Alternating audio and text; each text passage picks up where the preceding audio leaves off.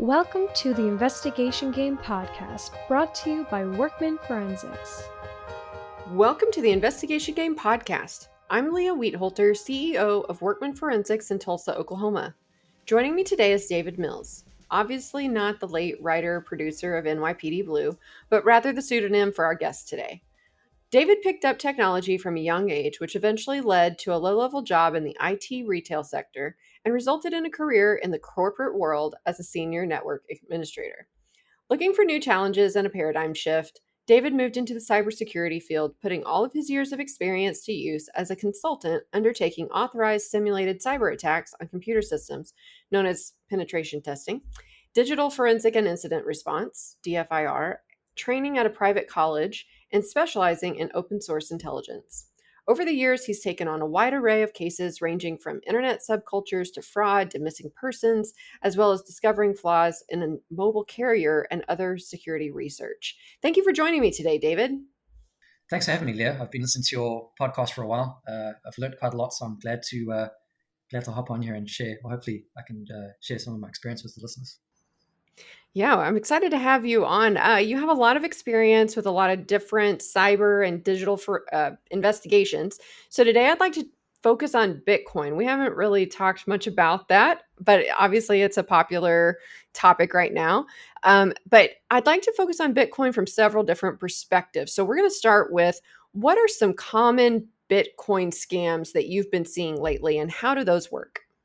Some of them are part and parcel of the MLMs, the multi-level marketing schemes. Your previous podcast, I think Stacey Koonin spoke about that a bit. And some of them rely on that. Some of them are just straight up Ponzi schemes. What I noticed was a little while ago, obviously we're all in lockdown because of COVID. And I noticed, I figured that with so much time on their hands, people would get up to no good. Folks were desperate, folks weren't working, money was thin, jobs are scarce, and so forth, and sort of globally. So something that I did notice that these Bitcoin schemes, it definitely amplified them. You see the same thing if you're dealing with a black hat hacker, for example. Hacking is not a 5-minute plug in a tool essentially and it gets done. It's preparation, it's timing, it's it has to be well orchestrated, and it does require a lot of time. Trying to break into things and doing recon, trying to decrypt passwords and so forth.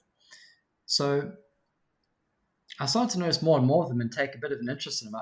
To be honest, I've always kind of avoided Bitcoin.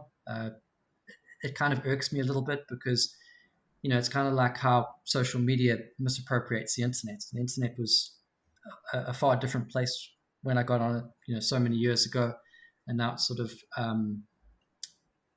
of held captive by social media. So whenever something that's new to the general public comes out, I kind of get a bit annoyed, and folks tell me, "Have you heard of this Bitcoin thing? It's amazing." I'm like, "Yeah, I knew about it a long time ago." It's an awesome technology for sure. It's definitely in this sort of niche, and from the criminal aspect, it's absolutely abused. It can be used for so many awesome things, but the schemes that we're seeing now, obviously, it's not. And you can say the same for everything. It doesn't necessarily make Bitcoin bad as a technology. It's very viable. It's the same as peer-to-peer, file sharing. You don't necessarily have to use it to download copyrighted material. Let's say if you were an independent filmmaker, you could make a film and distribute through peer-to-peer. So it's a very good, you could save on the hosting fees and all that stuff. But so some that I've seen are just straight up Ponzi's. There's no way around it. A lot of them have been factored into sort of this MLM. They create this hype. I think what the millennials call it FOMO, fear of missing out. They create this sort of framework, the sense of urgency to sort of pressure one into making a decision. And they usually sort of the head of the snake is usually this somewhat charismatic character. You'll see color psychology comes into play. They'll be wearing suits for whatever reason. You always see sort of something punctuated with gold, but they seem to wear light blue suits. And obviously, they snake oil salesmen of the highest degree, but they're very charismatic. They talk a big game. They will say something like, they'll drop something like, Bitcoin's decoupling, and I've never heard of that before in my life. I'm not a financial person. So, but if you say that to someone who's kind of interested and has heard a little bit about Bitcoin, you straight away run in the assumption that this person knows what they're talking about because they know more on the subject than myself. And hence that kind of starts the slippery slope. In actual fact, I'd say 99% of these people, their technical proficiency is non-existent. They have no idea what's actually going on. They're very opportunistic as well. I lecture in my part-time. Well, I'm a part-time lecturer, and something that I've noticed that I always, I teach some of the modules on social engineering, and I say to the folks in the classroom, it's like, you just assume that I know what I'm talking about because I'm standing at the front of the classroom. Why aren't you questioning me? So, folks get roped in. It's basically, it's essentially an MLM with a Bitcoin component infused into it. So you're seeing family members roped in. You're seeing next door neighbors. I've got this business opportunity. And I think in Stacey's podcast, she mentioned, quite sternly said that it's not a business. And I can agree with her. I see these things echoed in this environment. It's not a business. These are not businessmen at all. I was reading an affidavit the other day, which was referring to someone involved in one of these. And they said, Mr. X was a businessman. And I know it was like, no, he's not. He's actually a salesman. And he's also got a class action lawsuit coming up against him. And who knows who else is going to sue him because he's just he was an apex predator. He goes just selling different Bitcoin schemes all over the place. And then, of course, they can kind of anticipate when they're going to implode, as they all do. The interesting one about the Bitcoin environment is the how creative they get with the implosion. Alien abduction, people disappear. Some spec ops guys dropped in through the roof and kidnapped them in the night. Somebody else stole the money. We were hacked as well. But of course, there's no evidence. It's all unfounded. And, they're writing this on social media while they're sitting on the beach with, an 87-year-old pensioner's life savings. So in these Ponzi schemes, are they using Bitcoin as the investment, or are they selling something else and then using Bitcoin as payment? Or are they trying to rope people into investing in Bitcoin? All of the above. They're all fundamentally the same, but they differ ever so slightly. Some, there's one, first one comes to mind. They were under the pretense of trading, we will invest your Bitcoin for you. They also were advertising as a Bitcoin exchange, but they weren't an exchange. They were just, they went on this amazing run where they actually had no products. They had no services in this specific one. They had nothing at all. But a lot of them will also say, we will invest your Bitcoin for you.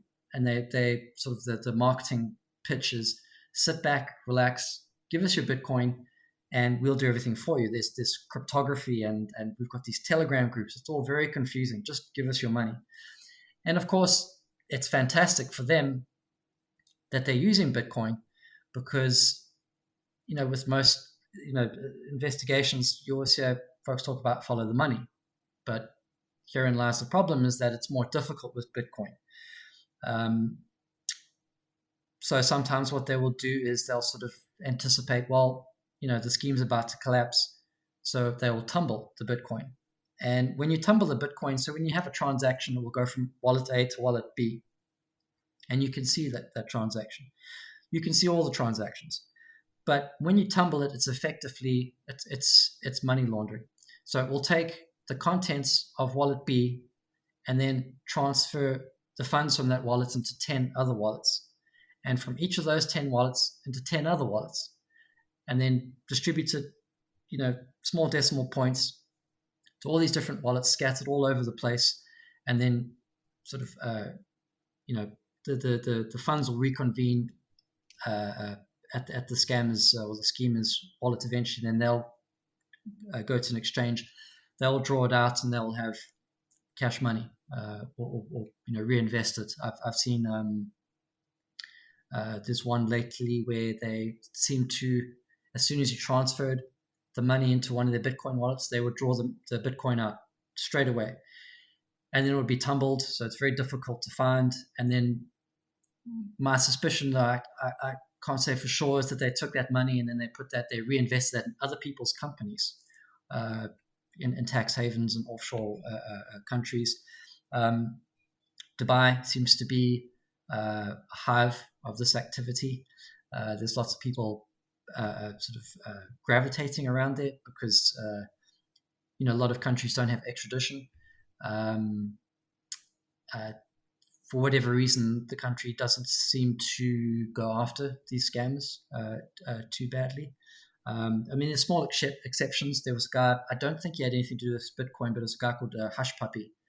Was a pseudonym. I think his Instagram account still exists.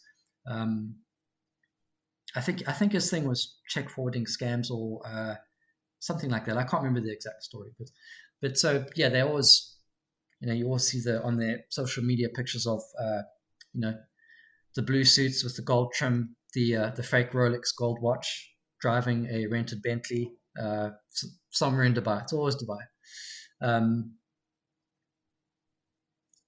So another component that is difficult about these investigations is that it's on the internet, which means it's international. So let's say a Ponzi scheme or one of these Bitcoin Ponzi schemes could start here in South Africa. What if you have a large contingent in the States or in Italy, Germany, and so forth? It's very difficult to sort of consolidate that investigation. Even if you're in law enforcement, how do you take all those people to task, and how do you work with all those agencies and so forth? So I think the scammers and the schemers rely on that a little bit. It definitely does help them keep their tracks, as well as the Bitcoin tumbling as well. So it can be, the larger schemes can be very, very complex, very difficult things to investigate for sure. How are some of these, the ringleaders of the Ponzi schemes, how are they finding their investors / victims? That's a good question. Some of them are just cold calls. If you go into YouTube, for example, and if you search for Bitcoin, you're going to find a myriad of Bitcoin experts, crypto experts. And these are people, I think they have a tenuous grasp on mathematics, let alone something as complex as Bitcoin and trading and so forth. What I've found is that a lot of folks, so mostly the tier one folks, so they're the ones always at the top there. The tier one folks almost always have a history behind them. So, for example, they'll have a history of liquidation, fraud, and also history of being involved in other schemes that are similar as well. So sometimes they're pretty easy to track. A lot of them, I haven't often seen just appear out of the blue and be inspired and just go off on this glorified Bitcoin fueled Ponzi scheme. And a lot of them, I noticed, also will hop from one pool of recruiters to the other, and then they'll share links. They will refer people. The one Apex Predator sales person that I can think of as well. I saw a list of all the schemes that he's involved in, and he's hopped dozens and dozens and dozens, and they pay him a commission, obviously, because I would say he's usually tier 2. So he's got a lot of folks under him. I saw some bank statements the other day which showed his commissions, and he was earning some pretty good money just from the one scheme alone. And I would think if he has probably a good month, he's hedging his bets on all these different schemes. He could be making probably $100,000 a month, around about there, because just you don't always get an insight to the actual figures because there's so much mysticism and deception with this as well. Mm-hmm. And then what's common as well is that they'll group a whole bunch of people in. That scheme will implode. And believe it or not, those folks will follow the tier one folks right into the next scheme. It defies logic, but people do it. I've seen folks. There's one scheme at the moment, and there's essentially like a core group of investors, and I used the term investors very loosely because they're not investing; they're donating their money. They've followed these tier one guys. They're probably on their third or fourth iteration now, and you kind of wonder at what point do they run out of money? What point do they realize, well, that's failed, the next one failed, but the next one has to work. So, the psychology comes into play as well. They also target folks that might have low self-esteem, for example. There's this feeling of inclusion, this feeling that you're part of something special.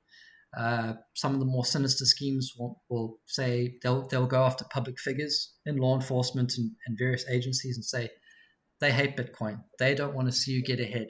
The banking system imprisons us, financial freedom, and that whole thing. When it's in actual fact, the law enforcement agencies are actually looking after the best interests of those folks, and that's what they're there for. So yeah, a lot of hype, a lot of mysticism, a lot of untruths. We'll be right back to this interview.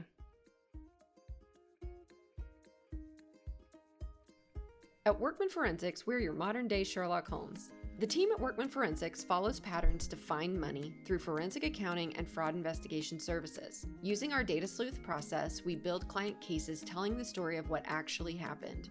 This process serves clients in the best way, whether they are going through a divorce, a partnership dispute, an estate and trust dispute, or a fraud investigation. So what is data sleuthing? Well, after serving clients in this best way for 10 years, we are proud of our technological improvements, making our investigations work similar to that of a manufacturing process. By following a consistent investigative and internal process, our team addresses client concerns in a timely, responsive, and thorough manner. But don't worry, clients don't go through this process alone. We believe communication is vital to the success of an engagement, so each client is guided by a highly trained and specialized expert forensic accountant along the way. And because we think data sleuthing is the best way to investigate financial disputes, we work to train other professionals as well through our investigation games, guided interactive workshops, and our Be a Data Sleuth seminars. To learn more about any of these services or trainings, visit our website, workmanforensics.com. In fact, our website is full of resources for anyone looking to learn more about forensic accounting, fraud investigation, or our data sleuth process. This includes blog posts, free Excel downloads, more podcast episodes, and links to our YouTube channel. So if you're looking to get into the investigation industry, or if you've been an investigator for years, we know you'll find something helpful in our free resources. So visit our website, workmanforensics.com.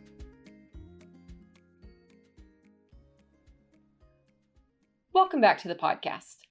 Yeah, I've had this conversation with a friend of mine, actually. She is not in the investigative space at all, but just a really good friend of mine. We talked about how we had noted, and we've studied like business and marketing things together, and this concept that businesses are risky. And so like that there's no strategy behind it, that it's just about striking gold.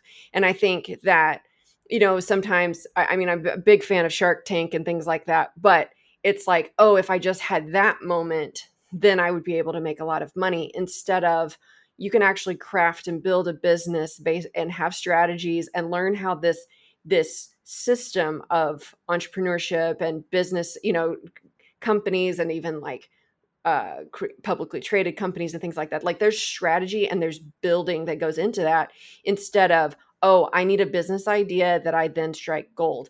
And so I think that if that's somebody's mentality, because we've seen this, both of us have seen this personally in our lives, is that if that individual's mentality is, well, all of business is a risk and it's just about meeting the right people at the right time and kind of having this, like, I don't know, breakthrough moment, I guess, then I could see how someone like that, and in my experience, those are the people who are more susceptible to Ponzi schemes, to multi-level marketing, because they feel like that's how business works.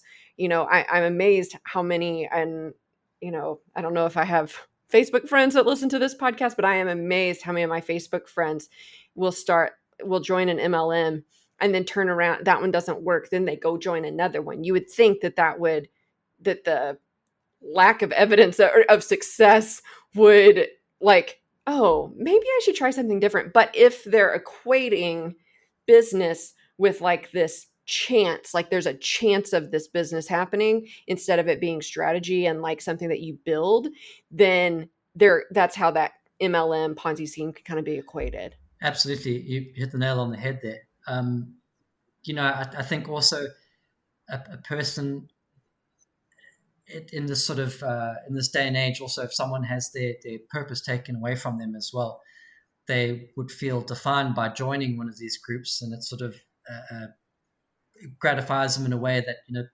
if they've lost a job or they're low on money, or something's gone on in their personal lives where they need to connect with someone, you definitely think that they seem to have an addiction. I got contacted. I spoke to this one person in South Africa, and they've been they claim for 2 or 3 million rand. So that would probably be about $200,000, give or take, the ever fluctuating exchange rate. And, he was mortified and angry, and, oh man, this is not right. And so I decided not to take that one on. There was lots of anomalies that I wasn't happy with. There was just too much dishonesty and not enough clarity. And, I'm always cautious of that. I want to be, if I'm in court, I want to be the expert witness. I don't want to be the person in the dock, being grilled. And lo and behold, about 6 months later, this very same person is involved in a huge scheme, which I'll talk about in a bit later. And there he is again, just forking over thousands and thousands of dollars. I'm like, man, it's like, can't you take up surfing as a hobby, or, skiing or something? Where are you getting all this money from? And, also going back to, the products and services, you'll see them, the tier one guys talking all these crazy things about, this. A big one is this encrypted phone. Well, it's sort of out of fashion now, but every now and again it would appear with different schemes, and it'll be this magical Bitcoin phone that's super encrypted, and James Bond would use it, and all it is just it's a Samsung generic Android device that has a gold cover, and when you boot it up, the screen is different, which you can do, and it's, I've got one sitting on my desk right now. It's very low quality build phone, but it's the crypto hype. I've bought 2 Bitcoin. I'm on Telegram. I'm talking to all these guys. And it's just this. It defeats logic sometimes. It's something I always hear often, and not just with other like I've heard it with extortion and fraud and things like that. Folks all say the same thing to me. They say, I can't believe that I fell for it. And I say to them, to be fair, you and I, we go to our 9-to-5s, we do our jobs, and we have a level of proficiency at it because we're doing it every day, and we apply ourselves. And, hopefully everyone's lucky enough to be in a job they like, so they can be passionate about it and do well at it. And I say to them, you need to remember that these folks wake up in the morning, and their 9-to-5 is devising schemes of which to part you with your money. And they're very, very good at it. Also the Bitcoin ones, I tell folks, well, look at the returns. These are unrealistic returns. How is it viable for a company to giving you back this higher return? It's just not feasible. The second sign is that, what is the credibility? Does this person have a degree in computer science? Are they a cryptographer? Do they have 20, 30 years in the IT field? Do they have the equivalent financial experience? But these days, a crypto expert is someone with a Facebook account with no actual experience. Then the third thing I tell folks to look for is that whenever you've been rushed into a decision, it's not a good thing. Because when I'm teaching social engineering, I'll tell delegates, if you want to get someone to make a brash decision, create a time frame for them to work in. So you've got 5 minutes to say yes or no. Otherwise, this offer's off the table. And this is a great opportunity, and it works. It works with a lot of people.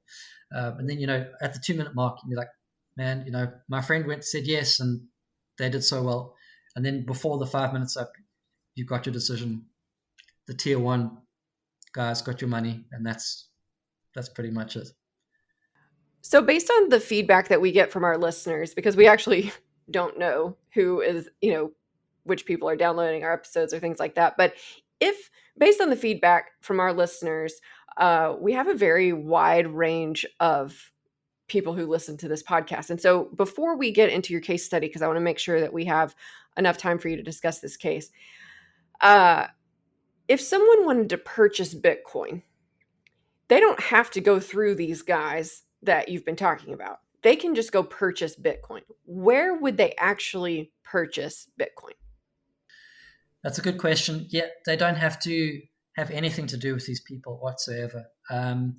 You can just download an app on your phone, and then whatever exchange is sort of best suited to your needs, you can just go and purchase a Bitcoin through that exchange. Some exchanges are bogus, some are not reputable, but there are large ones. I'm not going to mention any.